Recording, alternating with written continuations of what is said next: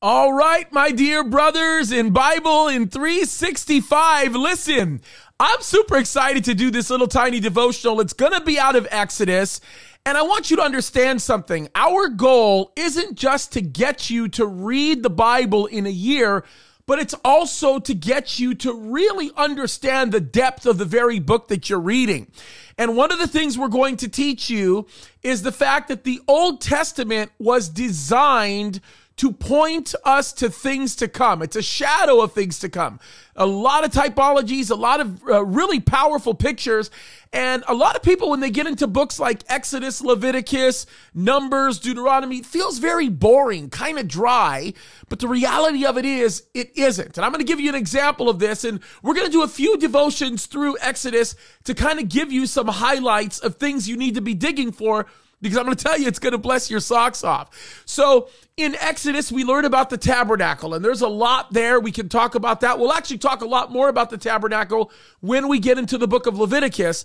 But what's pretty amazing here is how God told the children of Israel to actually surround the tabernacle. And it is very interesting because when you look at the picture of things to come, you'll understand that everything pointed to Christ. As a matter of fact, Christ was the very sacrifice that gave us eternal life. We know that. And there's some amazing pictures that are there. Now, everything was designed to point us to him. And there were things that were very subtle that the average person might not notice. And I think this picture that I'm about to draw for you is a great example. Now, here's the thing that's really interesting.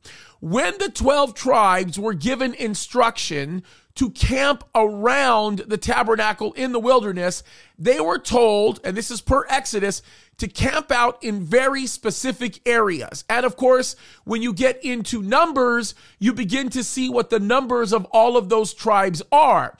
And so when you begin to look at how they're laid out according to where the tabernacle was in the wilderness, you begin to realize that if you numbered them exactly the way God said to number them and placed them in that way and had the ability to get a multi-rotor, some of you call it drones, and sort of get the bird's eye view of what you were seeing, you would see something pretty amazing. Let me explain it to you because I think you'll be mind blown when you see this.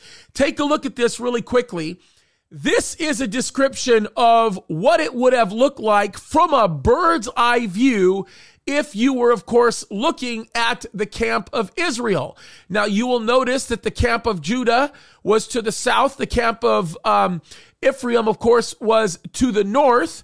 And as you begin to see how they were all laid out, you will be blown away to notice the shape in which this would have looked to you if you were looking at it from a bird's eye view.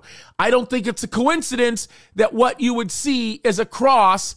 And I think it's amazing because once again, at the heart of that cross would be the priestly tribe of Levi, which Christ is called our ultimate priest, right? In the book of Hebrews, it says that he is the priest of all priests. In essence, he is the priest that is superior. And the picture that's being drawn here is absolutely remarkable. So, folks, there you have it.